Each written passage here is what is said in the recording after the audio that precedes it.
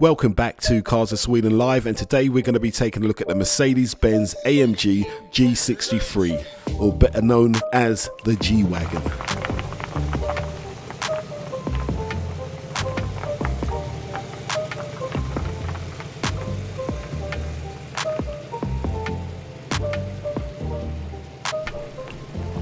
Right, so let's keep this real.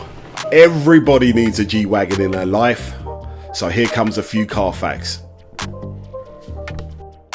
A 4-litre V8 bi-turbo giving out 585 AMG brake horsepower connected up to a 9G Tronic gearbox.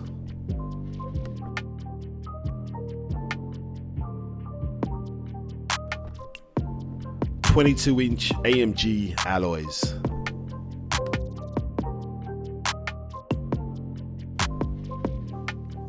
Parking assist with 360-degree camera. Performance steering wheel. Optimized brake cooling. Alright, let's make our way through the snow. Actually, first let's open this baby up. Right, so it's your standard BMW key here.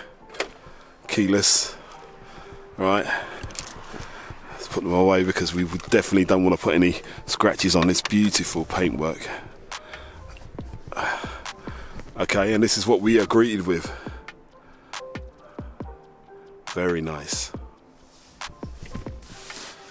Right, so now I'm in the driving seat, and I just wanted to position the camera so you can see what this baby looks like when you start it up, right? So, foot on the brake, start button. First thing you notice is that beautiful sound of the V8 bi-turbo kicking in, and then hopefully you get a good shot of the dash there coming to life.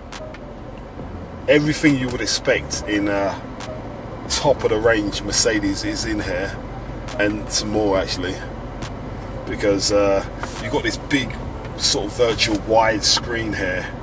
The only disappointment with this actually is that you would expect it to be touchscreen, but it's not.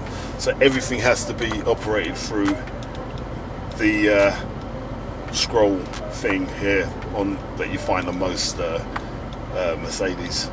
First things first, we have to take a look at that steering wheel. Look at that steering wheel. Absolutely great to the touch, and a nice little flat bottom here, and an AMG mark. Gorgeous.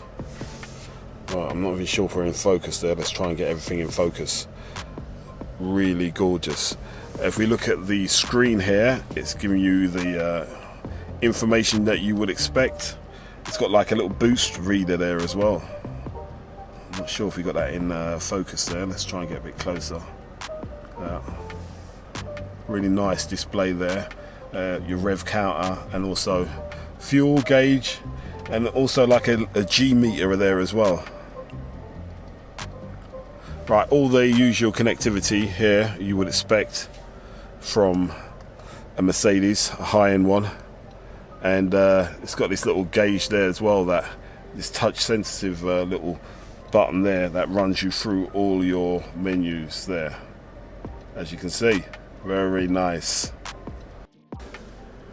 And if we look in the center here, the center console here, we have your setup here. This is going to put it into sport if you push it once with one red light there. Let's just make sure it's in focus. Push it again, puts you in sport plus, and then push it for the third time, puts you back down to normal.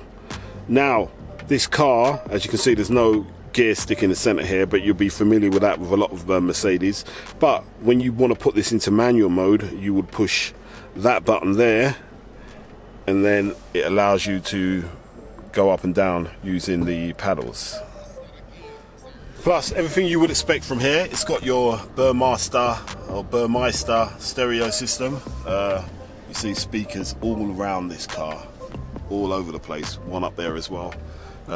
Yeah, in the doors, in the back door, even in the back seat. So yeah, good sound system as you would come to expect from this car. Nice sunroof here as well. And you've also got the slider there, so if you don't want any light coming in, that's a really nice one. And it's a tilt as well, as you can see.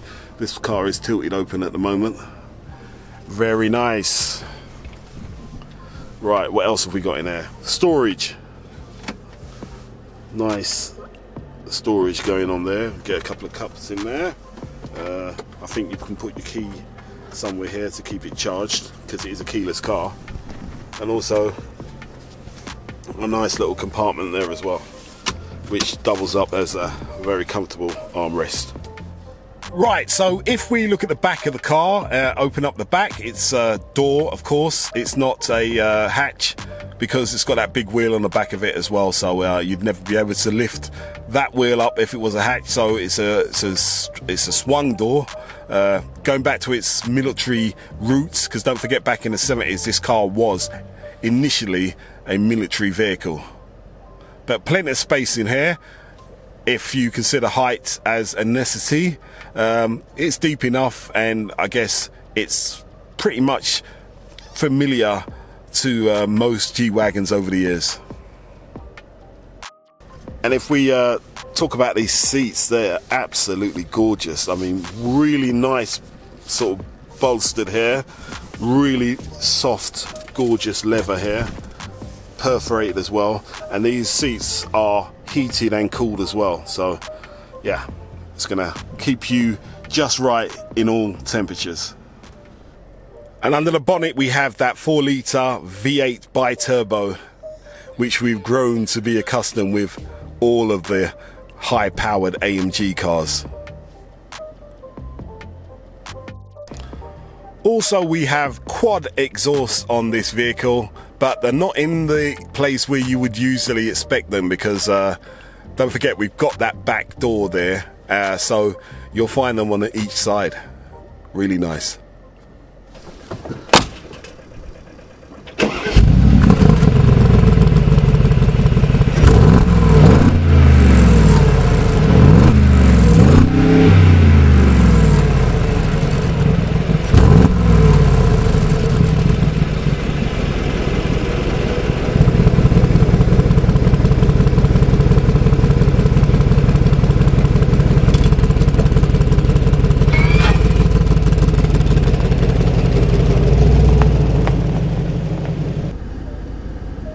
I mean, surprisingly smooth, this thing. I mean, you look at it, it looks like a big army sort of like Jeep. It almost resembles a Wrangler or something like that, but this has luxury car feel all over it.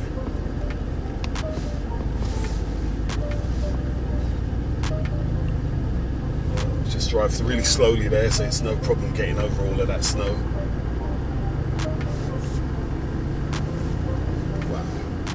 This is gorgeous. This is something else. A real class in its own.